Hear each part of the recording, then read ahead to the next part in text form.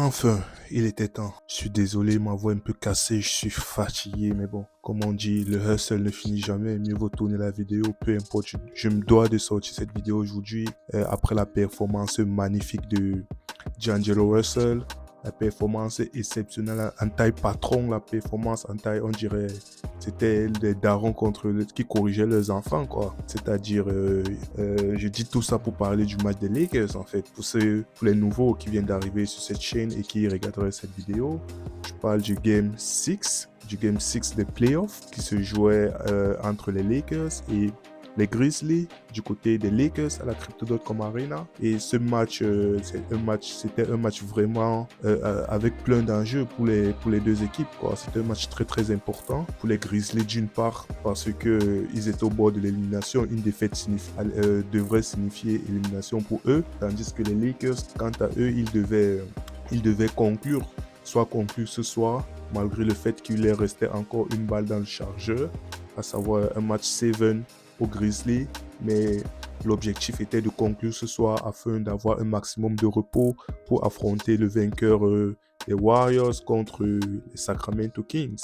Une série très très serrée. Bon, on est là pour parler des Lakers, parler de ce Game 6 des Lakers. Comment dire?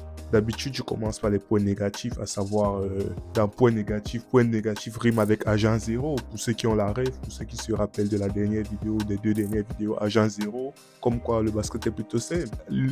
Davina, il a vu les mêmes choses que nous on voit, à savoir agent zéro, il ne sert à rien, comme son nom l'indique, les zéros, nuls de tous les côtés.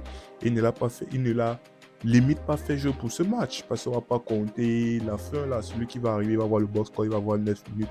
Il faut savoir que 9 minutes c'est le garbage time. Donc on a commencé le match plutôt solide. D'Angelo Russell, je crois, il a très très très bien dormi. Le retour à la Crypto.com, le retour à LA a fait vraiment du bien et lui a fait vraiment du bien. Et on a remarqué ça dès l'entame du match. D'Angelo Russell était très chaud. Il a donné le ton, quoi. LeBron, comme d'habitude, c'est LeBron.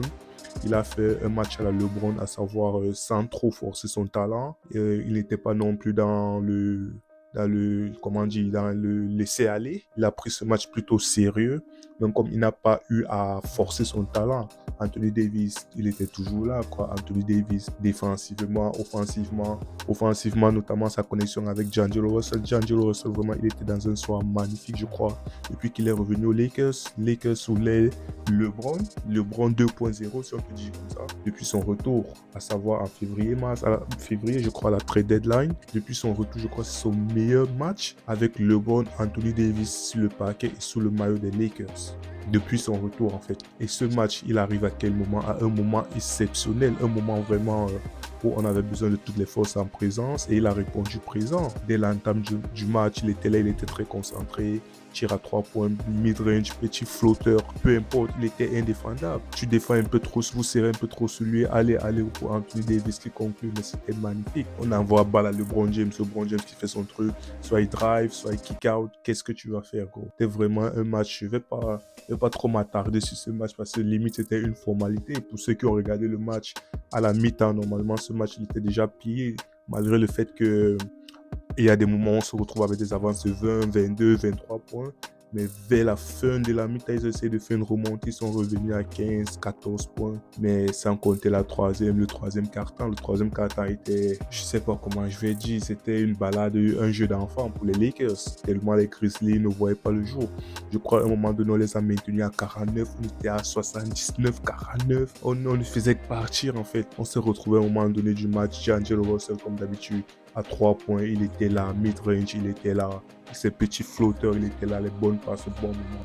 Ce match, ce Game 6, c'est marqué de l'empreinte de D'Angelo Russell, je sais pas quoi dire d'autre. C'est D'Angelo Russell, il a fait le taf, il a step up. Comme d'habitude, il était un peu décrié, si on peut dire, comme ça ces derniers temps, parce qu'il ne sortait pas les performances à la hauteur de son talent. Mais sur ce match-là, il a calmé tout le monde. LeBron, que ce soit LeBron James, Anthony Davis, tout le monde était d'accord. Austin Reeves, il fait son taf, il est toujours bien. C'est-à-dire, le QI basket de ce petit, est énorme. C'est comme une bouffée d'air frais. C'est-à-dire, il essaye toujours de faire le bon play au bon moment.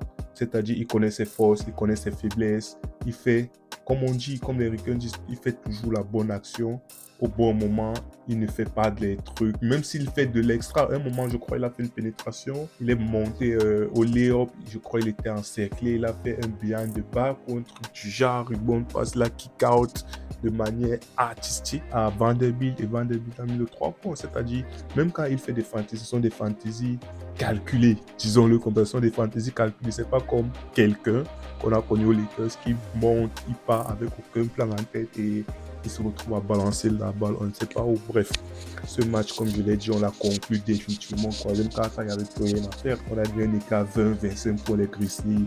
Ils ont compris que c'était bon. Je me souviens en janvier, février, Ja Morant, quand on demandait à Ja Morant, ouais, quelle équipe vous fait, je sais pas c'est quelle équipe vous fait peur ou quelle équipe vous voyez comme adversaire ou un truc du genre, quels sont les... Lui, il disait quoi, on a peur de personne dans la conférence ouest, ne se fait pas de soucis. Premier tour des playoffs, Lakers 7e, eux 2e et Game 6 out. Game 6 out. C'était bon. Allez, rentrer à Memphis. Je crois à l'interview d'après-match, LeBron James l'a sorti un truc du genre si vous me laissez en forêt et que je croise un Grizzly et que je dois me battre avec un Grizzly, je crois, vous devez plus avoir peur du Grizzly que de moi. Donc, pour dire à quel point il était savage. Dillon Brooks, c'est bon, il a fait son, comme d'habitude, la saison, il a fait vilain Dillon Brooks. Je sais pas, il se prenait pour les Pistons sans savoir que dans cette NBA, on parle sur le parquet. C'est-à-dire, tout se passe sur le parquet. C'est que tu veux bavarder dehors, il faut back up sur le parquet. Malheureusement, tu ne t'appelles que Dillon Brooks. On ne sait même pas si l'année prochaine tu seras chez les Memphis.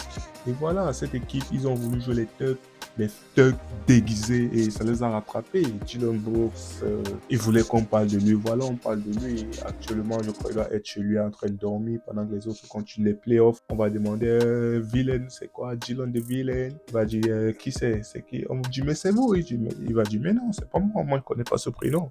Déjà qu'il a backup, il a bouté ça en mode, ce sont les médias qui l'ont bullshit. Bref, comme j'ai dit, ce match était vraiment plié dès le troisième quart. En quatrième quart, c'était le garbage time. On a mis les agents zéro, Malik Beasley, bizarrement, quand il n'y a pas d'enjeu, il n'y a rien, il n'y a limite pas de pression, rien du tout. C'est là. Il met ses 1, 2, 3 points. Ouais, il est content, il jubile. Compte en tant que starter ou en tant que en sortie de banc à côté de LeBron, tout ça. C'est-à-dire le chantier, les immeubles qu'il construit à 3 points, on ne sait même pas. Mais il a sorti, ce qui me plaît, c'est qu'il a ressorti Lonnie Walker. Il a fait jouer Mo Bamba. C'était le garbage time. Lonnie Walker, il a montré qu'il est toujours quand même autant concentré, même s'il n'y a plus vraiment d'enjeu.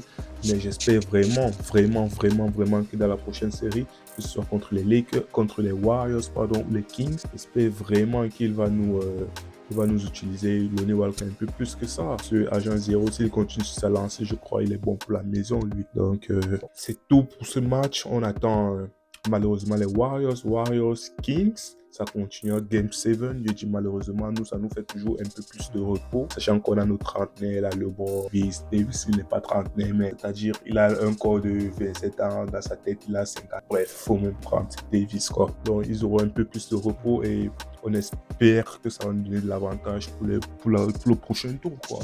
Les demi-finales de conférence, quoi.